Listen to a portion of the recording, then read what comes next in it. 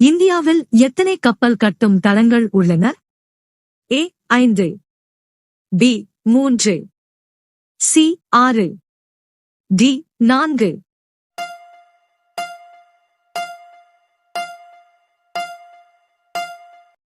சரியான விடை D 4. இந்தியாவின் தேசிய திருவிழா எது?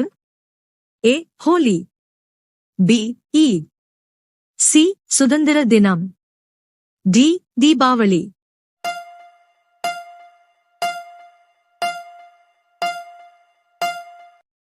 சரியான விடை C சுதந்திர தினம். எலுமிச்சையுடன் எதை சாப்பிட்டால் மனிதன் இறக்க நேரிடும்? A ball, B than, C வாழைப்பழம், D உப்பு.